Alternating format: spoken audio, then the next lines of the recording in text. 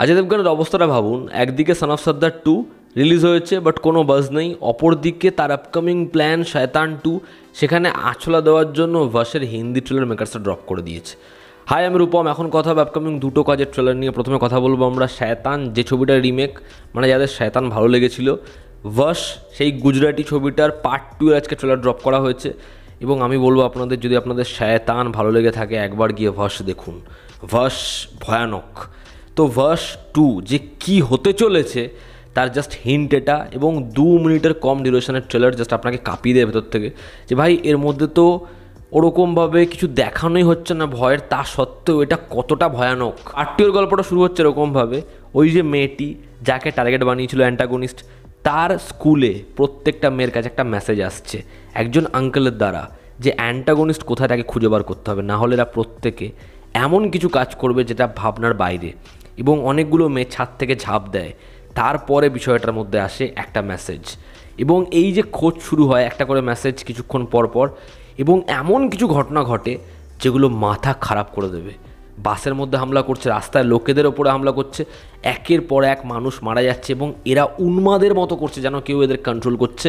বোঝাই যাচ্ছে এদের খাওয়ারের মধ্যে আবার আগের মতো কিছু এমন মেশানো হয়েছে, এবং এদের প্রত্যেকে কেউ ভার্সে নিয়ে এসছে, কেউ কন্ট্রোল করছে। এবার আসে গল্পে প্রোটাগনিস্ট, এবং সে এসে এই পুরো বিষয়টার পিছনে যে রয়েছে তার সম্পর্কে এদের তথ্য দিতে থাকে, যে তোমরা যদি এখনই ভয় পেয়ে যাও তাহলে তোমরা এরপর কী হতে পারে তা অনুমানও করতে পারছো না। একটা মেয়ে নিজের পেরেন্টসদেরকে মেরে দেয়, বন্দুক নিয়ে যখন মা বাবার মাথায় গুলি চালায়, মানে বস ওটা কী সিন!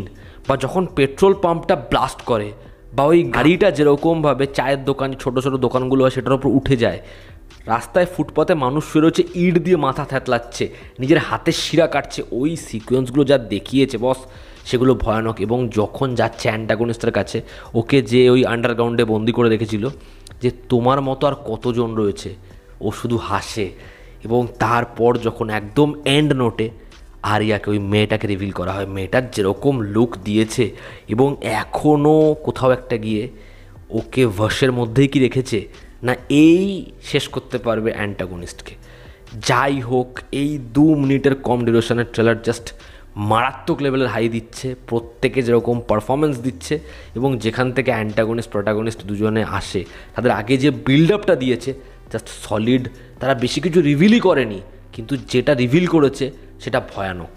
এই ট্রেলারটা এক কথায় সলিড, এবং যদি এই ছবিটা প্রপারলি হিন্দি মার্কেটে আসে, লোকে এই ছবিটা দেখবেই। কারণ আমি বারংবার বলি, অডিয়েন্স ভালো হরর ছবি দেখতে চায়, এবং শয়তান যে অডিয়েন্সটা বানাতে পেরেছে, এবং তারা যখন জেনেছে অডিয়েন্সটা যে ভার্স বলে একটা ছবির রিমেক, যারা খুঁজে খুঁজে ভার্স দেখেছে তারা ভার্স দেখে উড়ে গেছে। এবার এই ছবিটা যদি সিনেমা হলে হিন্দি মার্কেটে বড় রিলিজ পেয়ে যায়, তাহলে শয়তানের চাপটা বুঝতে পারছেন। অজয় দেবগন এবার কী করবে, এই ছবিটার হিন্দি রিলিজ আটকাবে না টাকা দিয়ে মুখ বন্ধ করবে? তবে আমি এইটুকুই বলবো, তার প্রডিউস করা ছবি মা দেখার পরে, যেটাও এই হরর ইউনিভার্সের পার্ট, প্লিজ বিশাল ফুরিয়াকে দিয়ে পরিচালনা করাবেন না। পর আমরা আরও একটা ট্রেলার নিয়ে কথা বলবো, সেটা হচ্ছে তেহরানের ট্রেলার, যেটাও আজকে ড্রপ করা হয়েছে। এই ছবিটা ম্যাডক প্রডিউস করেছে, বাট ছবিটা সিনেমা হলে আসবে না, ছবিটা আসবে জি5-এ। কারণ এই ছবিটা খুব রিস্কি প্রজেক্ট, এই ছবিটা বহুদিন ধরে তৈরি হয়ে পড়েছিল, এবং ছবিটা কেউ কিনতে চাইছিল না। এবং জনের যা ট্র্যাক রেকর্ড, ছবিটা যখনই বক্স অফিসে আসবে হয়তো ওয়ার্ক করবে না। এবার এই ট্রেলারটার যদি কথা বলি, ট্রেলারটা কিন্তু আমার ভালোই লেগেছে।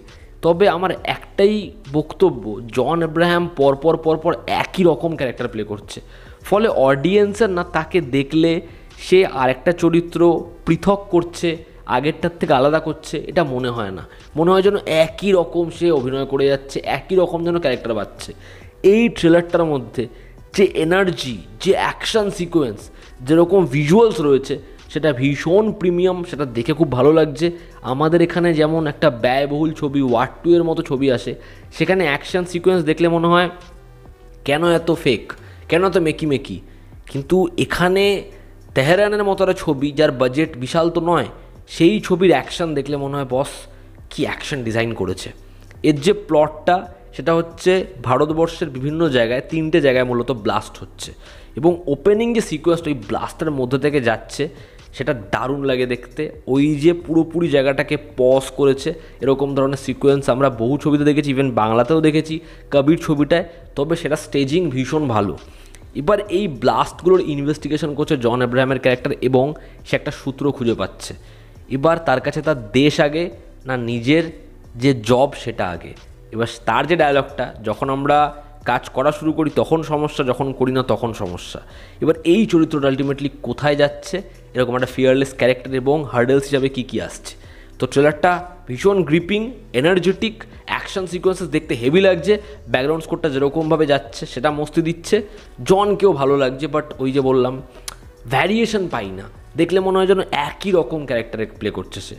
তো ওভারঅল ট্রেলারটা আমার ডিসেন্ট টু ভালোই লেগেছে, তবে ভিজুয়াল খুব ভালো, অ্যাকশন সিকোয়েন্সেস খুব ভালো, এবং ভার্স লেভেল 2 এর ট্রেলারটা তো জাস্ট সলিড। তোমরা যারা দেখেছো তোমাদের কি অপিনিয়ন জানিও, জনতা আমাদের পাশে আছে। আবার দেখা হচ্ছে, টেক কেয়ার।